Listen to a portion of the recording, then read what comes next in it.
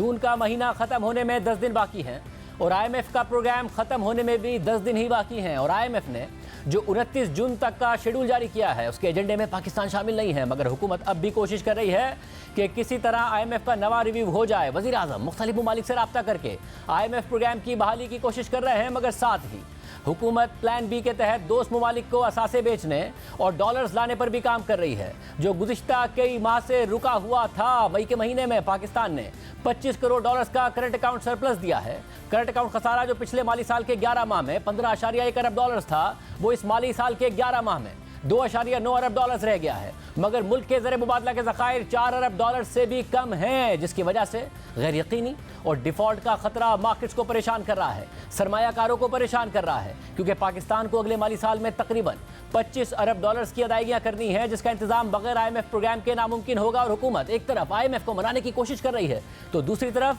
Plan B का दावा कर रही है। और आज इस हवाले से वज़ीर आज़म शहबाज शरीफ की ज़ेर सदारत अहम इजलास हुआ है, जिसमें army chief general Asim Munir भी शरीक हुए। और इस इजलास के एलामिये के मुताबिक मुल्क में स्पेशल इन्वेस्टमेंट फैसिलिटेशन काउंसिल कायम कर दी गई है।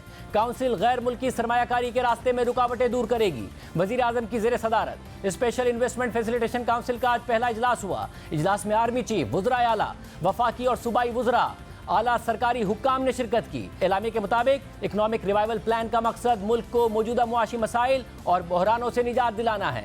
मुआशी बहाली प्लान का मकसद गैर मुल्की सरमायाकारी की राह हमवार करना है। मंसूबे के तहत ज़राअत, लाइव स्टॉक, मादनियात, माइनिंग से इस्तेफादा किया जाएगा। मंसूबे के तहत आईटी, तवानाई और ज़रई पैदावार जैसे शोबों की सलाहियत से इस्तेफादा किया जाएगा। पाकिस्तान की मकामी पैदावारी सलाहियत और दोस्त ममालिक से सरमायाकारी बढ़ाई जाएगी। मंसूबे के तहत सरमायाकारी और कारोबारी सरगर्मियों में हाइल तमाम रुकावटें दूर की जाएंगी। Special investment facilitation council single window की सहूलत का किरदार अदा करेगी। मंसूबे के तहत वफाकी और सूबाई हुकूमतों के दरमियान इश्तराक अमल पैदा किया जाएगा। स्पेशल इन्वेस्टमेंट फैसिलिटेशन काउंसिल के पहले इजलास से खिताब करते हुए army chief general Asim Munir ने कहा कि पाक फौज इसे पाकिस्तान की समाजी और मुआशी खुशहाली की बुनियाद समझती है। पाक फौज इसे अक़वाम आलम में अपना जायज़ मकाम वापस हासिल करने की बुनियाद समझती है। पाक फौज मुआशी बहाली के हुकूमती प्लान पर अमल दरामद की कोशिशों की भरपूर हिमायत करती है। दूसरी तरफ खलीक कियानी की खबर के मुताबिक हुकूमत पाकिस्तान ने कराची पोर्ट ट्रस्ट से कंटेनर टर्मिनल मुत्तहिदा अरब अमारात की अबूधाबी पोर्ट्स को बेचने का अमल तेज़ करने और इसके लिए फौरी मुज़ाकरात का फैसला किया है। और ये दोस्त ममालिक को असासे बेचने की पहली कमर्शियल ट्रांजैक्शन हो सकती है। इसके लिए हाल ही में inter governmental commercial transaction act 2022 का कानून मंजूर किया गया, ताकि प्राइवेट ट्रांजैक्शन के कानून के तहत तवील और थका देने वाले अमल के बजाय तेजी से ट्रांजैक्शन हो सके।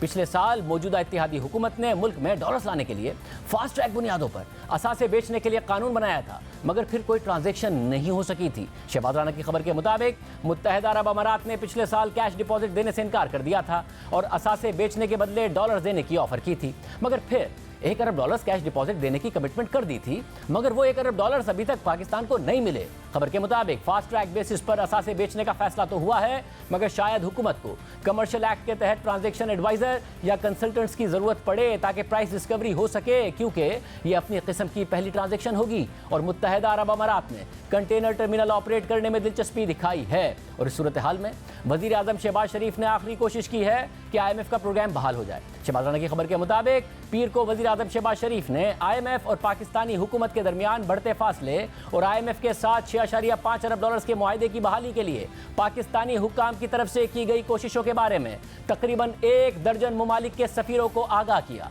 खबर के मुताबिक इस मीटिंग में मौजूद 3 ज़राए ने तस्दीक की है कि वज़ीर आज़म शहबाज शरीफ ने मगरबी, यूरोपी और एशियाई ममालिक के सफ़ीरों से मुलाकातें की। ये मीटिंग आईएमएफ के मौजूदा प्रोग्राम के ख़त्म होने से सिर्फ 11 दिन पहले की गई और ये इस हवाले से ऐसी आखिरी मुलाकात भी हो सकती है। मीटिंग में मौजूद एक शख्स ने नाम जाहिर न करने की शर्त पर बताया कि वज़ीर आज़म ने सफ़ीरों को अपनी और वज़ीर ख़जाना इसाक डार की जानिब से गुज़िश्ता कई माह से की जाने वाली अपनी ज़ाती कोशिशों के बारे में आगाह किया। ज़राए के मुताबिक वज़ीर आज़म शहबाज शरीफ ने मीटिंग के शुरा को बताया कि हुकूमत मौजूदा प्रोग्राम के बकिया 2.6 अरब डॉलर्स में से कम 1.2 अरब डॉलर्स की किस्त हासिल करने की ख्वाहिशमंद है, जो ज़ेर इल्तवा नवे जायजे की तकमील से मुंसलिक है। हुकूमत ने अमरीका, बरतानिया, फ्रांस, जर्मनी, यूरोपीय यूनियन, जापान, चीन, सऊदी अरब, कतर और मुत्तहिदा अरब अमारात के सफ़ीरों को मदऊ किया था। मुलाकात में मौजूद एक और शख्स के मुताबिक बाद सफ़ीरों ने हुकूमत से वजाहतें भी मांगी, लेकिन यकीन दहानी भी कराई कि वो अपनी हुकूमतों को पाकिस्तान के मौक़िफ़ से आगाह करेंगे। ये सफ़ीर IMF के साथ भी राब्ते में थे।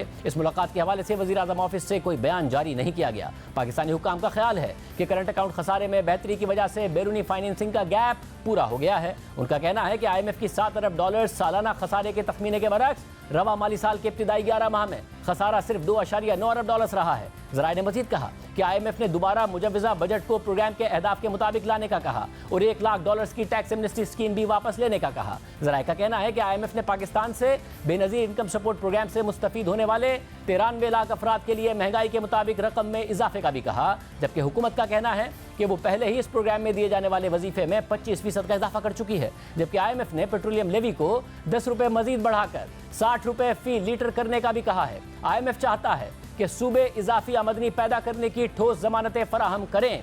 और इस सारी सूरत हाल में पाकिस्तान एक तवील अरसे के बाद स्पॉट पर LNG खरीदने मार्केट में गया और अक्टूबर से दिसंबर तक के लिए 6 कार्गोज का टेंडर किया, तो आज टेंडर खुलने पर कोई सप्लायर नहीं आया। और खबर रसाई इदारे ब्लूमबर्ग के मुताबिक सप्लायर्स के ना आने की वजह मुख्तलिफ बैनुल-अक़वामी बैंक्स का पाकिस्तान के LCs ना खोलना है, जिसकी वजह से सप्लायर्स LNG कार्गो के टेंडर्स में शामिल होने और पाकिस्तान को LNG बेचने के लिए तैयार नहीं हुए, क्योंकि पाकिस्तान को कमज़ोर होती करेंसी, सियासी अदम इस्तेहकाम और डिफ़ॉल्ट के खदशे का सामना है। IMF ने भी पाकिस्तानी हुकूमत की तरफ से पेश किए गए बजट को IMF प्रोग्राम की बहाली के लिए नाकाफी करार दिया है और इस पर तनकीद की है। और पाकिस्तान LNG ना खरीद सका तो मुल्क में एनर्जी के बहरान में इजाफा हो जाएगा, जिससे लोड शेडिंग बढ़ेगी और इंडस्ट्री को भी गैस की फराहमी में मुश्किलात होंगी।